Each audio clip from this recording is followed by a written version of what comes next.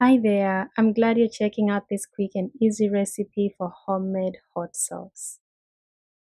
To make this recipe, you will need chipotle peppers in adobo sauce.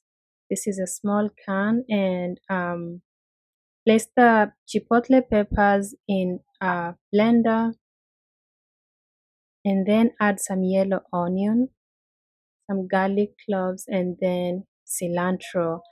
And this last ingredient is optional, rosemary. I used it because I was gonna make chicken. So go ahead and blend uh, your pepper mixture, and then you can use it to bake chicken like this, like pour it on the chicken when it's still raw without cooking it, and then just mix it into the chicken. If you want the full recipe for this chicken, please do check my channel.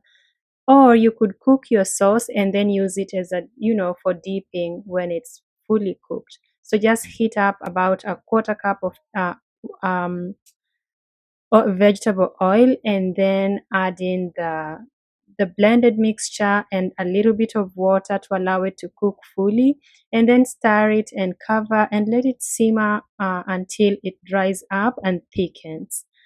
You could add a little bit of salt, as it cooks. And after about, you have to simmer it. So maybe after about 30 minutes, it will be done and it will be thick and super tasty. And you can use it for dipping because it's fully cooked. Now here's the chicken that I baked. I served it with the hot sauce, and it is the best way to enjoy this hot sauce. Just baked or grilled meats, basically. It's really good.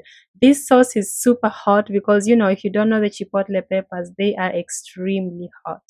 So I hope you love this recipe and I hope to see you again. Bye bye.